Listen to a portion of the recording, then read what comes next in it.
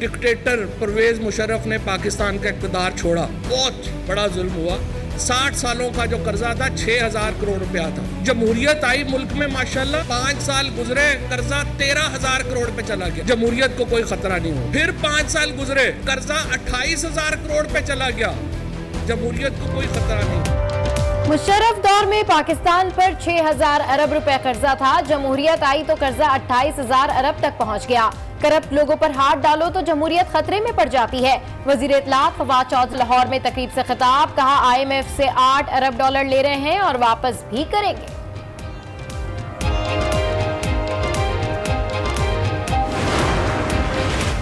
कभी नहीं कहा IMF के पास नहीं जाएंगे, वजीर खजाना का दावा। बोले बेलआउट पैकेज मईशत IMF से मिले या चीन से, पाकिस्तान को इसकी जरूरत है। हर महीने करंट अकाउंट खसारा 2 अरब डॉलर बढ़ रहा है।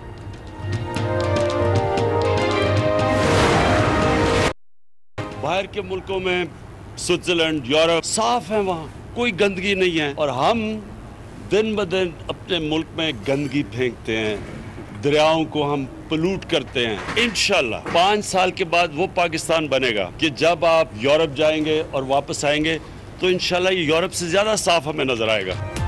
सोच बदलो, पाकिस्तान बदलो, वजीर आजम का स्लोगन। मुल्क को यूरोप से ज्यादा साफ सुथरा बनाएंगे। क्लीन एंड ग्रीन पाकिस्तान मुहिम में तलबा और तालबात से खिताब। 5 साल में 10 अरब दरख्त लगाने का अज़्म। बच्चों को ग्लोबल वार्मिंग से आगाह किया, पौधा लगाया और झाड़ू देकर सफाई भी की।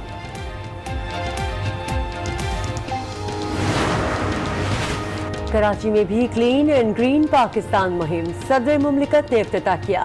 वज़ीर आला पंजाब ने मुहिम को तहरीक करार दे दिया। मुल्क भर में फैलाएंगे। सूबे में 55 अरब मालियत की जमीन वागुजार करा ली। मुतालिका महकमों को वापस करने का ऐलान। No other form of government in Pakistan except democracy, democracy and democracy.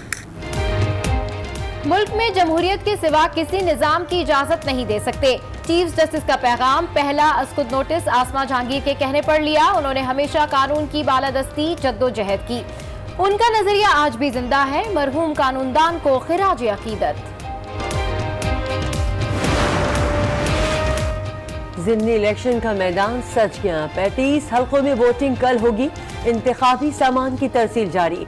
92,83,000 voters हक़ राय दही इस्तेमाल करेंगे। हसास पोलिंग स्टेशन पर फौजी जवान तैनात होंगे। रिजल्ट ट्रांसमिशन सिस्टम का दोबारा इस्तेमाल किया जाएगा।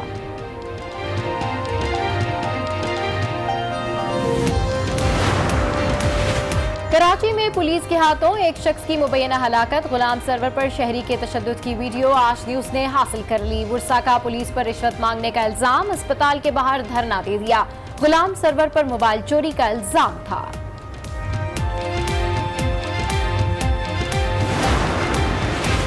कराची डाकुओं के रहमो करम पर एक और सरकारी गाड़ी छीन ली गई। 3 मुल्जिमान वज़ीर आला हाउस के डिप्टी सेक्रेटरी की गाड़ी लेकर फरार। वाक़या बहादुराबाद में पेश आया।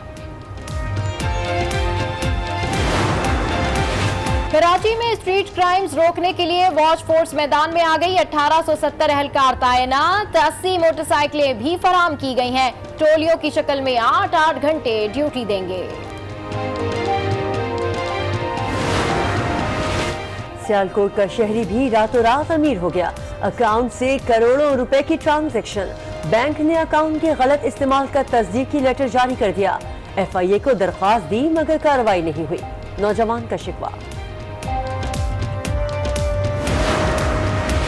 उस्ताद की बेहुरमती बर्दाश्त नहीं करेंगे। Chief justice Barham. DG नैब की आंखों में आंसू आ गए। अपनी बारी आई तो रोने लगे। अदालत के रिमार्क्स। DG नैब ने असातिज़ा को हथकड़ी लगाने पर तहरीरी मुआफी जमा करा दी। सुप्रीम कोर्ट ने मुआफी मंजूर कर ली।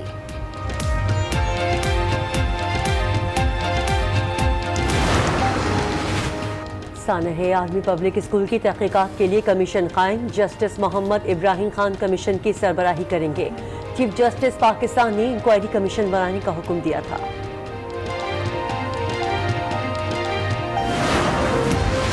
इंडोनेशिया में भी मौसम का मिजाज बदल गया। तूफानी बारिश के बाद सैलाब, लैंडस्लाइडिंग। 21 अफराद की जान चली गई। 15 लापता। सैकड़ों घर और 3 पुल तबाह हो गए।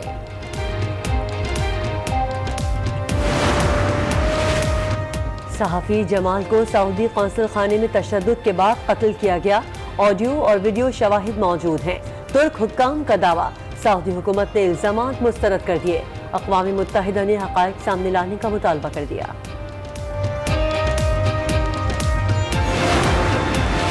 मकबूजा कश्मीर में भारतीय बर्बरियत जारी, जिला पुलवामा में नौजवान को शहीद कर दिया। शब्बीर अहमद की नमाज जनाजा अदा कर दी गई। जिले में एहतजाज, बुज़दिल फौज ने कर्फ्यू नाफिज कर दिया। इंटरनेट सर्विस मुअत्तल।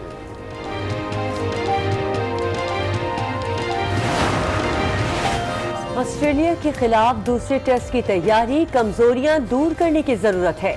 टीम अच्छी कारकर्दगी का मुशायरा करेगी। चीफ सेलेक्टर इंज़मामुल हक की मीडिया से गुफ्तगू।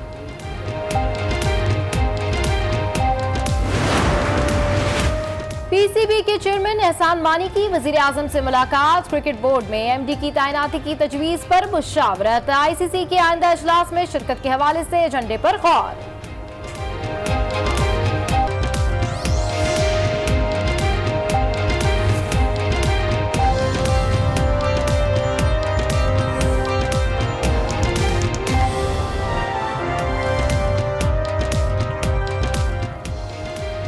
अस्सलामुअलैकुम। आज 6 बजे के बुलेटिन के साथ मैं हूं सबाशी और मैं हूं किरण रिजवी। आगाज में आपको बताएंगे कि DGISPR major general Asif Ghafoor का कहना है कि एक भारतीय सर्जिकल स्ट्राइक का जवाब 10 सर्जिकल स्ट्राइक हो सकता है। उनका कहना है कि फौज भी किफायत शुमारी पर यकीन रखती है। जब तक इदारे एक दूसरे के साथ नहीं खड़े होंगे तरक्की मुमकिन नहीं है। इसी हवाले से मजीद तफसीलात जानते हैं नुमाइंदा आज न्यूज नवीद सज्जाद चौधरी से। जी नवीद, मजीद अपडेट कीजिए। जी बिल्कुल, आज जो है वो अभी भी DGISPR जो है वो सहाफ़ियों से गुफ्तगू कर रहे हैं। उन्होंने काफ़ी गुफ्तगू की है, कुछ ऑफ द रिकॉर्ड और कुछ उन्होंने बहुत सारे ऐसे पॉइंट्स डिस्कस किए हैं जिसमें पाकिस्तान के हवाले से बताया गया है कि पाकिस्तान सबसे ज़्यादा जो है वो दहशतगर्दी का शिकार रहा है। मीडिया और फौज ने खतरे में काम किया है, इसके अलावा 76,000 दहशतगर्दों के खिलाफ जो पाकिस्तानियों ने और फौज ने और सिविल लोगों ने जो है वो कुर्बानियाँ दी हैं। 20 साल से जो उनका कहना था कि जंग जो है वो पाकिस्तान के अंदर फौज और कौम दोनों मिलकर लड़ रहे हैं। सिस्टम जो है वो बेहतर तभी होता है जब मुल्क तरक्की करता है। इसके अलावा उनका ये भी कहना था कि सिस्टम जब तक मजबूत होगा तो हुकूमत का हुक्म जो है वो तमाम अदारों को जो है वो मानना चाहिए, उसी से ही बेहतरी आएगी। कौमी यकजहती चाहिए उन्होंने कहा।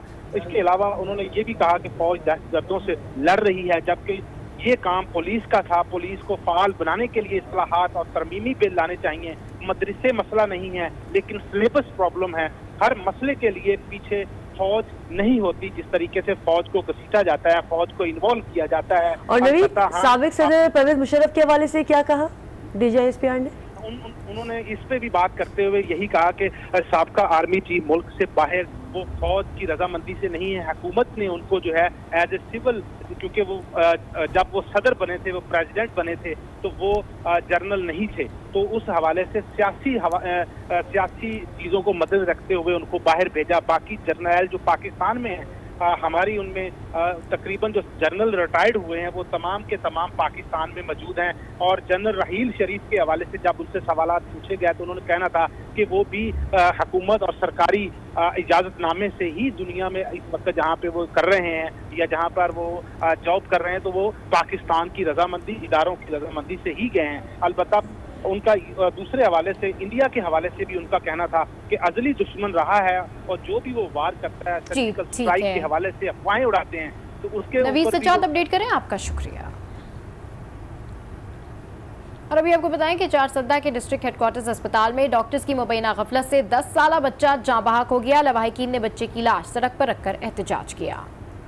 डिस्ट्रिक्ट हेडक्वार्टर अस्पताल चारसद्दा में डॉक्टरों की मुबैना गफलत, पिटवारी गली का रिहायशी 10 साला बच्चा जहाँ भाग हो गया। लवाहिकीन ने बच्चे की लाश को सड़क पर रखकर एहतजाज किया। बच्चा गले की बीमारी में मुब्तला था, जिसे गुज़िश्ता रोज इलाज के लिए अस्पताल मुंतकिल किया गया था। वालिदैन ने हुकूमत से इंसाफ का मुतालबा किया है कि गफलत बरतने वाले डॉक्टरों के खिलाफ फौरी तौर पर कार्रवाई की जाए।